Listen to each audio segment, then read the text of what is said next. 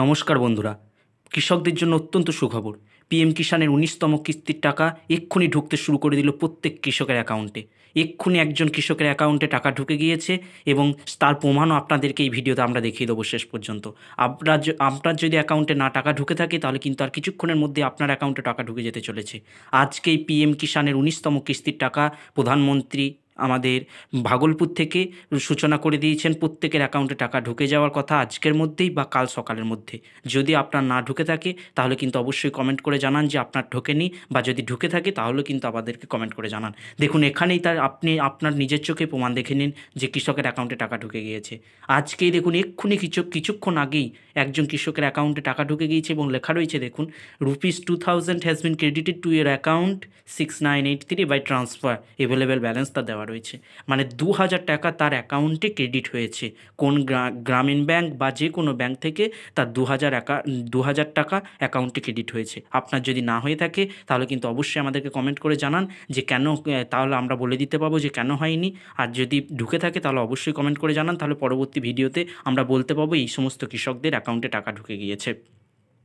দেখুন আপনার যদি না ঢুকে থাকে তাহলেও কিন্তু আপনি চেক করে দেখে নিতে পারেন যে কেন ঢোকেনি বা কালকের মধ্যে ঢুকবে কিনা। কারণ আজকে হয়তো কিছু সার্ভার সমস্যা বা যে কোনো সমস্যার জন্য আজকে সবার অ্যাকাউন্টে টাকা নাও ঢুকতে পারে, কিন্তু কালকের মধ্যে প্রত্যেকের অ্যাকাউন্টে টাকা ঢুকে যাওয়ার কথা। আর যদি না ঢোকে তাহলে হয়তো কিছু আপনার সমস্যা আছে, সেই সমস্যাটা কি সেটাও কিন্তু আপনাকে জেনে নিতে হবে। তার জন্য আপনি পিএম কিষাণ পোর্টালে গিয়ে নো ইউর স্ট্যাটাস যে অপশন রয়েছে, নো ইউর স্ট্যাটাস অপশনে গিয়ে এখানে ক্লিক করবেন। ক্লিক করার পরেই দেখবেন এন্টার রেজিস্ট্রেশন নম্বর, তারপরে দেখুন ক্যাপচা কোড, তারপরে গেট ওটিপি। এইরকম একটি পেজ খুলে যাবে।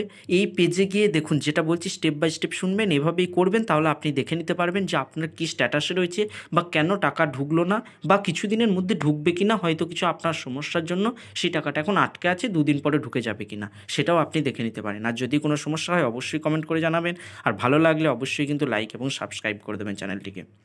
দেখুন এখানে এন্টার রেজিস্ট্রেশন নম্বর, অর্থাৎ আপনার রেজিস্ট্রেশন নম্বরটা কিন্তু এখানে দিতে হবে। এরপর বেশিরভাগ ক্ষেত্রে কৃষকদের কী দেখা যায় যে তারা রেজিস্ট্রেশন নম্বর হয়তো জানেন না, তাদের কোনো অসুবিধা নেই, তাতে রেজিস্ট্রেশন নম্বর জানা যাবে।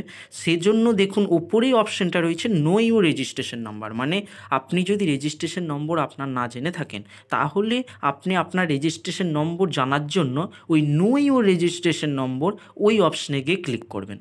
ওই অপশানে গিয়ে ক্লিক করলেই দেখবেন ওখানে আধার নম্বর, না হয় মোবাইল নম্বর। এরপর আপনার আধার নম্বর দিয়েও আপনি দেখে নিতে পারেন যে আপনার রেজিস্ট্রেশন নম্বর কী আছে, বা মোবাইল নম্বর অনেক সময় কী হয়, দুটো সিম থাকে, কিছু কিছু কৃষকের দেখবেন দুটো মোবাইল সিম আছে। এরপর কোন সিমটি দেওয়া আছে ওখানে, কোন মোবাইল নম্বরটি দেওয়া আছে সেই মোবাইল নম্বরটি কিন্তু এখানে দিতে হবে। ওই মোবাইল নম্বরটি ওখানে এন্টার করার পর একটা ওটিপি পাবেন। সেই ওটিপিটি যেই দিয়ে দেবেন ওখানে দেখবেন আপনার নাম, আর পাশে দেখবেন আপনার রেজিস্ট্রেশন নম্বরটি দেওয়া থাকবে। সেই যে রেজিস্ট্রেশন নম্বরটি আপনি পেলেন সেই রেজিস্ট্রেশন নম্বরটি এখানে এসে ক্লিক করবেন।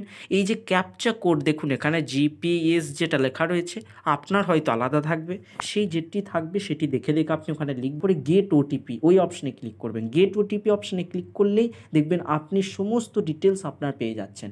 এফটিও প্রসেসড হয়েছে কিনা, বা ব্যাংকের সঙ্গে আধার কার্ড সিডিং না, যদি না সিডিং থাকে তাহলে কিভাবে করবেন সেটা নিয়েও কিন্তু আমাদের ভিডিও করা আছে, চ্যানেলে গিয়ে দেখতে পারেন, বা আমাদেরকে কমেন্ট করে জানাবেন কোথায় কি প্রবলেম দেখাচ্ছে।